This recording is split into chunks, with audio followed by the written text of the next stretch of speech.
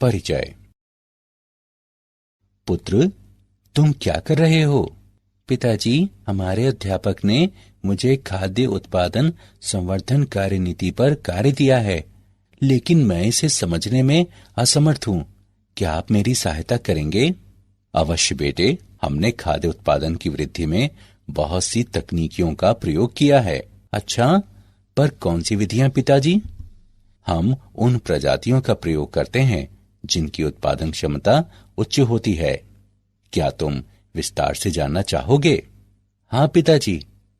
इस अध्याय में आप सीखेंगे कि मानव जाति के लिए भोजन के उत्पादन में वृद्धि किस प्रकार की जा सकती है। उद्देश्य। इस पाठ के अंत में आप निम्न करने में सक्षम हो जाएंगे: पशुपालन की व्याख्या करना, पादप प्रजनन एवं इसके प्रकारों का वर्णन करना, एकल कोशिकीय प्रोटीन को जानना, ऊतक संवर्धन की व्याख्या करना। पशुपालन। पशुपालन गाय, मवेशी, बकरी आदि जैसे घरेलू पशुओं की देखभाल करने का विज्ञान है, जिनका उपयोग मुख्यतः भोजन या उत्पाद के स्रोतों के रूप में किया जाता है।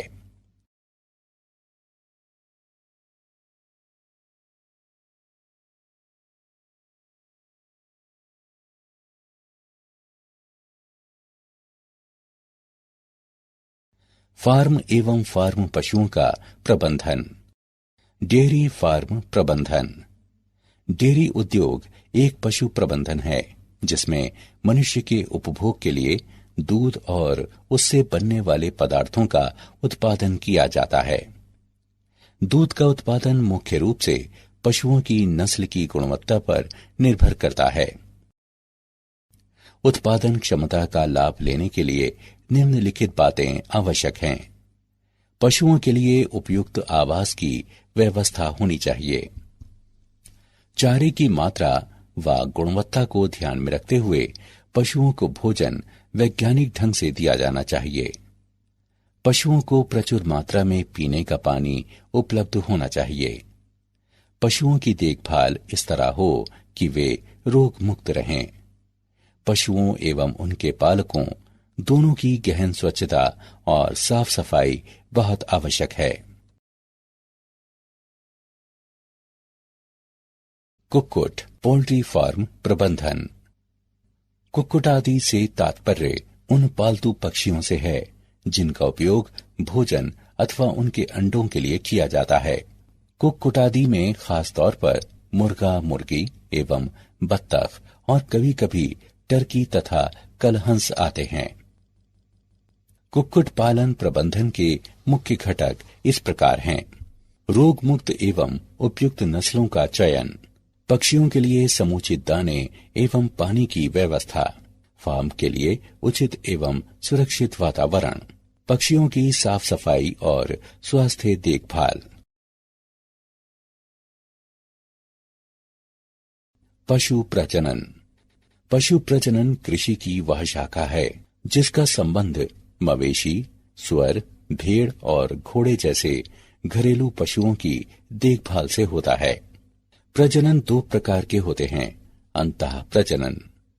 इसका अर्थ समान नस्ल के भीतर सघनता से संबंधित पशुओं का संयोग कराना है। दूध देने की उच्च क्षमता वाली मादा और उच्च कोटि के बछड़ों और सांडों की प्राप्ति हेतु समान नस्लों की उत्तम कोटि की गायों और सांडों के जोड़ों का संयोग कराया जाता है। अतः प्रजनन और चयन की इस विधि से उत्पन्न घरेलू पशुओं की बहुमूल्य नस्लें इस प्रकार हैं: स्पेन में विकसित मैरिनो भेड़, जो उच्च कोटि की ऊन के लिए जानी जाती है। घोड़ों की आधुनिक प्रजातियां 3 अरबी घोड़ों की वंशज हैं। अतः प्रजनन से समयुग्मजता उत्पन्न होती है। इसके कारण हानिकारक अप्रबल जीनों की उत्पत्ति की संभावना बढ़ जाती है। अप्रबल जीन केवल समयुग्मज अवस्था में प्रकट हो सकते हैं, इसलिए समयुग्मजता से हानिकारक अप्रबल एलीलों यानी युग्म विकल्पी जीन का एक रूप उसकी उत्पत्ति में वृद्धि होती है, जिससे हानिकारक फेनोटाइप उत्पन्न होते हैं। इसे अंतः प्रजनन अवसादन कहा जाता है।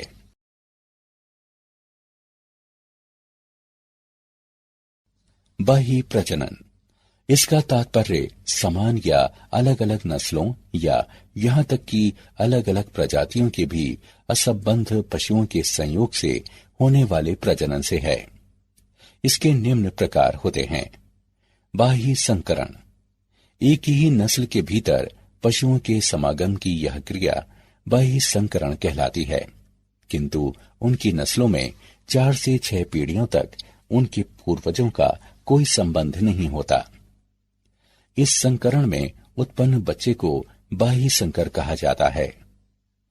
एकल बाह्य संकरण से अंतः प्रजनन अवसादन से बचाव में सहायता मिलती है। प्रजनन की ये विधि उन पशुओं के लिए सर्वोत्कृष्ट है जिनकी उत्पादकता और विकास की क्षमता औसत से कम होती है। संकरण, इस विधि में एक ही प्रजाति की एक नस्ल के श्रेष्ठ नर का दूसरी नस्ल की श्रेष्ठ मादा से संयोग कराया जाता है। इससे उत्पन्न होने वाले बच्चे में 2 विभिन्न नस्लों के वांछित गुणों के संयोजन में सहायता मिलती है। इस तरह उत्पन्न संकर पशुओं का उपयोग सीधे व्यवसाय हेतु उत्पादन अथवा नई और दीर्घजीवी नस्लों के विकास के लिए किया जा सकता है। बीकानेरी भेड़ों तथा मैरिनो मेढ़ों के समागम से विकसित एक नई नस्ल हिसर डेल संकरण का एक उदाहरण है। अंतराजातीय संकरण, यह विजातीय प्रजनन की एक विधि है जिसमें 2 अलग अलग प्रजातियों के नर और मादा का समागम कराया जाता है ताकि इससे उत्पन्न बच्चे में दोनों की विशेषताएं आ सकें। उदाहरणार्थ, नर गधे तथा मादा घोड़ी के मिलन से खच्चर की उत्पत्ति अंतः विशिष्ट संकरण का एक उदाहरण है। कृत्रिम वीर्य सेचन, ये वो प्रक्रिया है जिसमें प्रजनक एक उत्तम नर से लिए गए शुक्राणुओं को सुई के माध्यम से किसी चयनित मादा के जनन क्षेत्र में छोड़ता है। इस प्रक्रिया के लाभ, शुक्राणु का उपयोग तत्काल किया जा सकता है अथवा इसका संचय कर फ्रिज में रखा जा सकता है और बाद में जब मादा जनन की अवस्था में हो तब इसका उपयोग किया जा सकता है। जमी अवस्था में शुक्राणु को दूर उस स्थान पर ले जाया जा सकता है जहां उत्तम चयनित माताएं हों। किसी श्रेष्ठ नर के शुक्राणुओं का प्रयोग कई मादाओं पर किया जा सकता है। इस प्रक्रिया का एकमात्र दोष यह है कि इसमें सफलता की दर बहुत कम है। बहुविध अंडोत्सर्ग भ्रूण अंतरण तकनीक यानी MOET, ये मवेशी में सुधार की एक विधि है। इस विधि के विभिन्न चरण इस प्रकार हैं। शरीर में स्थित रसरावी कूप की परिपक्वता और उत्तम अंडोत्सर्ग यानी एक चक्र में 6 से 8 अंडाणुओं के उत्पादन के लिए प्रवृत्त करने हेतु एक गाय को रसरावी कूप को उत्तेजित करने वाले हार्मोन जैसा हार्मोन दिया जाता है। गाय का उत्तम सांड से समागम कराया जाता है अथवा उसमें कृत्रिम वीर्य सेचन कराया जाता है। इस विधि में 8 से 32 कोशिकीय अवस्थाओं में निषेचित डिंब प्राप्त होते हैं जिन्हें सरोगेट मादा में प्रेषित कर दिया जाता है। इस तकनीकी का प्रयोग मवेशी, खरगोशों, घोड़ियों इत्यादि पर किया जा चुका है। कम समय में बछड़े बछियों की संख्या में वृद्धि हेतु इस तकनीकी से उच्च दुग्ध उत्पादन क्षमता वाली नस्ल की मादाओं तथा उच्च गुणवत्ता के मांस वाले बच्चे उत्पन्न करने वाले सांडों का प्रजनन सफलतापूर्वक कराया जा चुका है।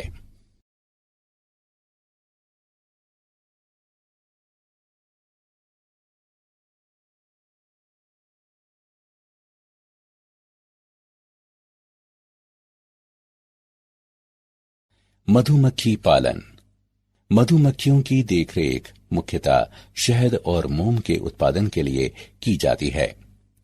शहद का उपयोग इन रूपों में किया जाता है। उच्च पौष्टिक आहार तथा आयुर्वेद में औषधि के रूप में, सौंदर्य प्रसाधन एवं पॉलिश उद्योगों में मधुमोम का उपयोग किया जाता है। मधुमक्खियों की एक मुख्य प्रजाति एपिस इंडिका है। मधुमक्खी पालन में ध्यान देने योग्य मुख्य बातें: मधुमक्खियों के स्वभाव आदतों का ज्ञान, मधुमक्खी के छत्तों को रखने के लिए उपयुक्त स्थान का चयन, मधुमक्खियों के झुंडों को पकड़कर छत्ते में रखना, विभिन्न मौसमों में छत्तों का प्रबंधन, शहद एवं मोम का रखरखाव और संग्रह।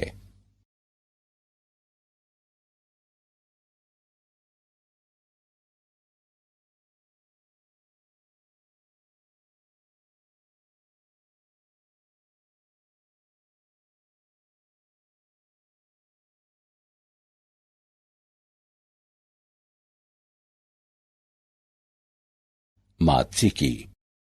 मात्स्यिकी एक उद्योग है जिसका संबंध मछलियों, मोलस्कों और क्रस्टेशियनों आदि या उनके उत्पादों को पकड़ने, उन्हें पालने, उनके प्रसंस्करण तथा बिक्री से है। यह एक महत्वपूर्ण उद्योग है क्योंकि अधिकतर लोग अपने भोजन के लिए मछलियों पर निर्भर रहते हैं। तटीय क्षेत्रों में मछली पालन असंख्य मछुआरों को आय और रोजगार प्रदान करता है। मछली के कई उत्पादों जैसे उसके यकृत का तेल, उसका औषधीय महत्व है। कतला, रोहू, कॉमन क्रॉप इत्यादि मीठे जल में पाई जाने वाली कुछ मछलियां हैं। हिल्सा, सार्डीन इत्यादि समुद्र में पाई जाने वाली कुछ सामान्य मछलियां हैं।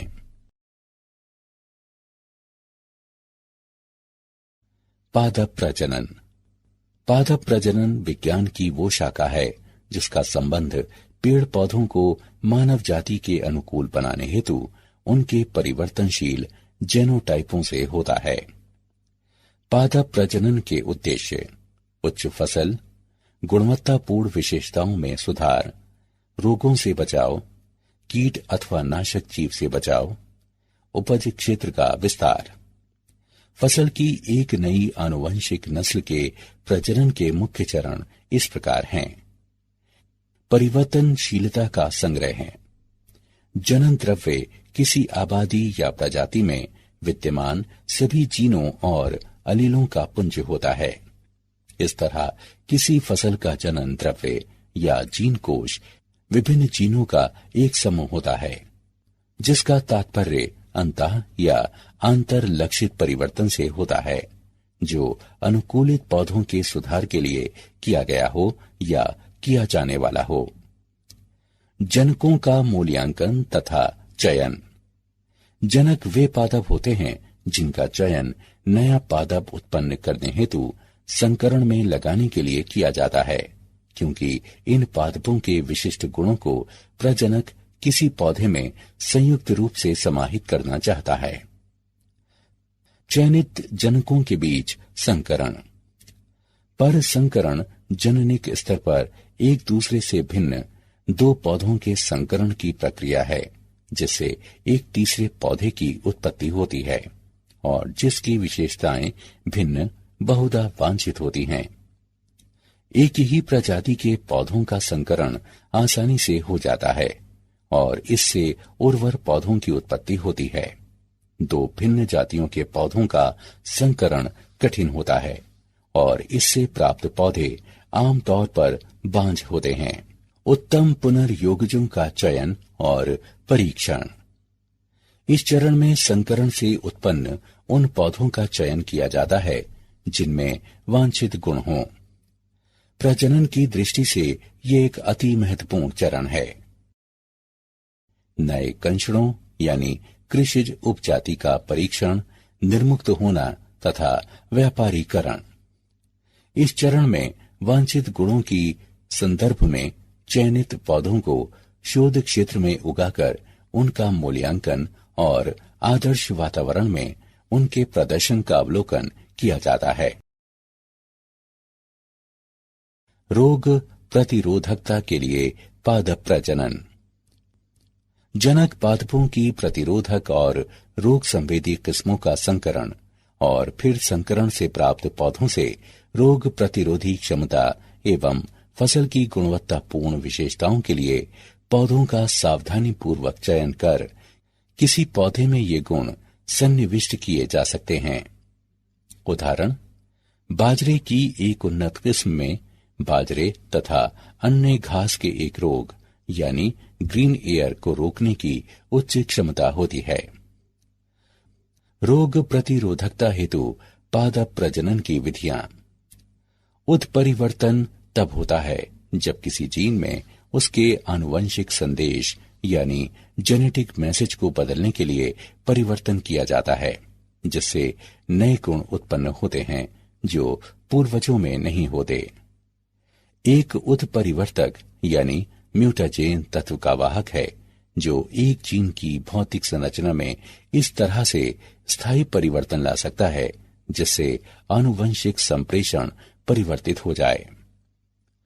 विभिन्न किस्मों के विकास हेतु उत्परिवर्तकों यानी म्यूटाजेन का उपयोग, जिससे खेती की उपज में वृद्धि हो सकती है, ये प्रक्रिया उत्परिवर्तन प्रजनन कहलाती है।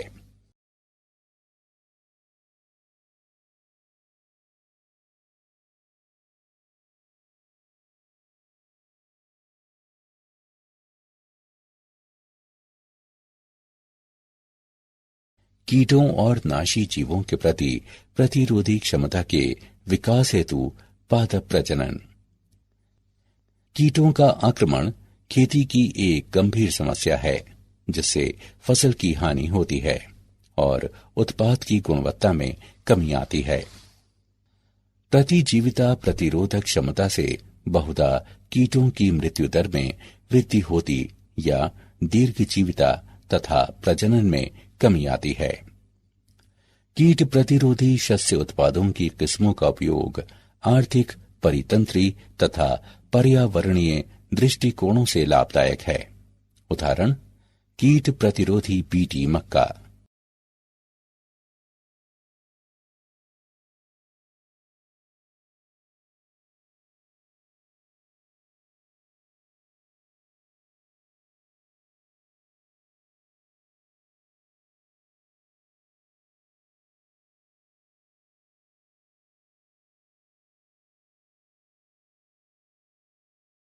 खाद्य सामग्री की उन्नत गुणवत्ता के लिए पादप प्रजनन। अनिवार्य सूक्ष्म पोषक तत्वों से वंचित आहार लेने से बीमारी, जीवन अवधि में कमी हो सकती है। ऐसे में जैव प्रबलीकरण यानी बायोफर्टिफिकेशन विधि फसलों में इन पोषक तत्वों के उच्चतर स्तरों के विकास की विभिन्न विधियों में से एक है। जैव प्रबलीकरण बायोफर्टिफिकेशन फसलों के प्रजनन की एक विधि है जिससे पोषक अवयवों में वृद्धि होती है। जैव प्रबलीकरण बायोफर्टिफिकेशन का उद्देश्य सूक्ष्म पोषक तत्वों के कुपोषण से होने वाली रुग्णता तथा मृत्यु दर में कमी लाना, विकासशील देशों की गरीब जनता के लिए खाद्य सुरक्षा, उत्पादकता तथा जीवन की गुणवत्ता में सुधार।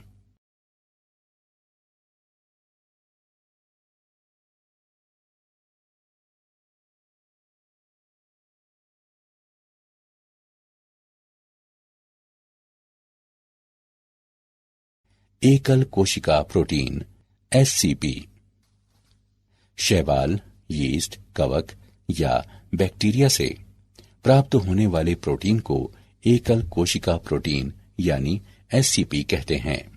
एससीपी में पूरक प्रोटीन के एक विशाल स्रोत में विकसित होने की क्षमता होती है जिसका उपयोग पशुधन के चारे में किया जा सकता है।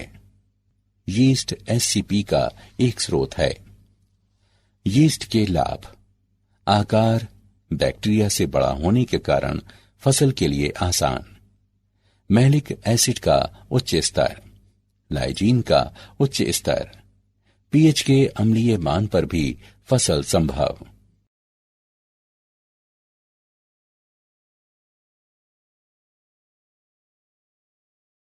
ऊतक संवर्धन: पूर्णतः नियंत्रित और स्वास्थ्यकर स्थितियों में किसी परख नली में कर्तोत्कियों यानी विलगित ऊतक से किसी पादप के प्रवर्धन को ऊतक संवर्धन कहा जाता है।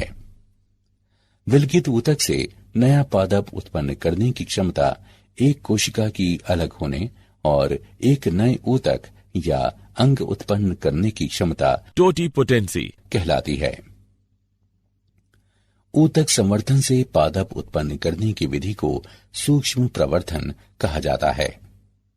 सूक्ष्म प्रवर्धन से उत्पादकों को उन पौधों के उत्पादन में वृद्धि करने में सहायता मिलती है जिनका प्रवर्धन अत्यंत धीमी गति से होता है।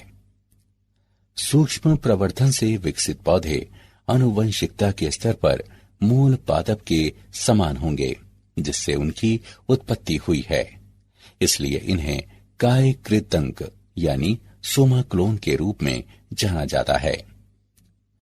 अनुकूल स्थितियों में एक उपयुक्त पोषक माध्यम पर दो अलग अलग किस्मों से ली गई कायिक कोशिकाओं के जीव द्रव्यकों के संयोजन की प्रक्रिया को कायिक संकरण कहा जाता है।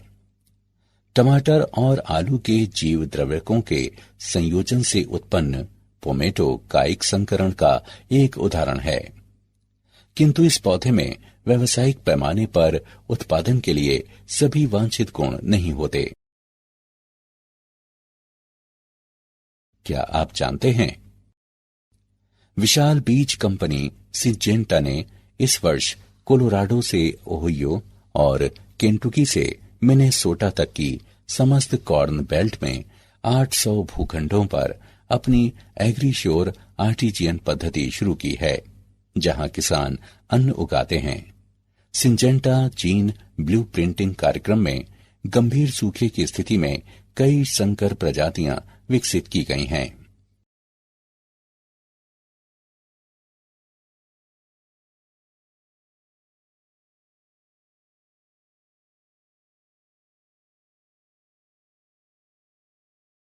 सारांश।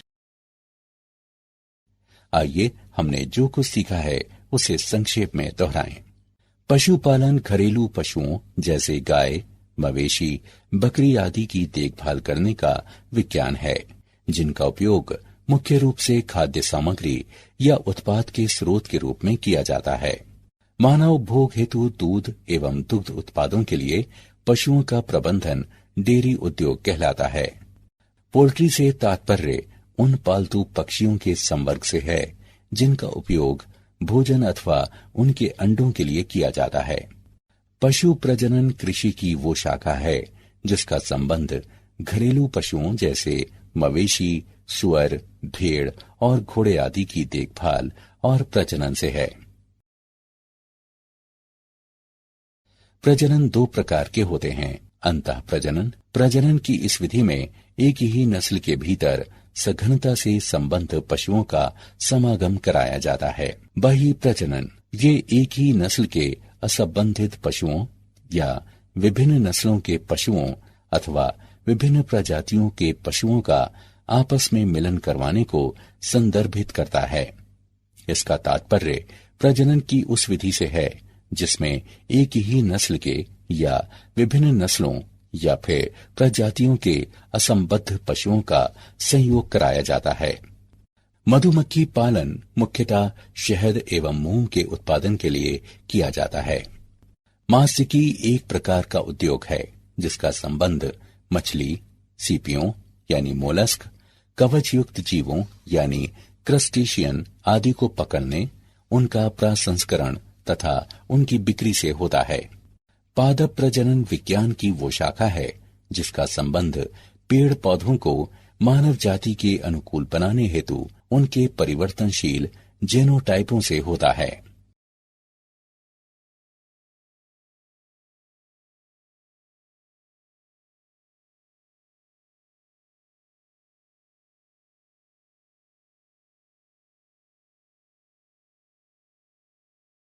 उत्परिवर्तन तब होता है जब किसी जीन में उसके आनुवंशिक संदेश यानी जेनेटिक मैसेज को बदलने के लिए परिवर्तन किया जाता है, जिससे नए गुण उत्पन्न होते हैं जो पूर्वजों में नहीं होते। जैव प्रबलीकरण यानी बायो फर्टिफिकेशन फसलों के प्रजनन की एक विधि है जिससे पोषक अवयवों में वृद्धि होती है। शैवाल, यीस्ट, कवक या बैक्टीरिया से प्राप्त होने वाले प्रोटीन को एकल कोशिका प्रोटीन यानी एससीपी कहते हैं। विलगित ऊतक यानी करतूतकी से नया पादप उत्पन्न करने की क्षमता किसी कोशिका की अलग होने और एक नए ऊतक या अंग उत्पन्न करने की क्षमता टोटीपोटेंसी कहलाती है।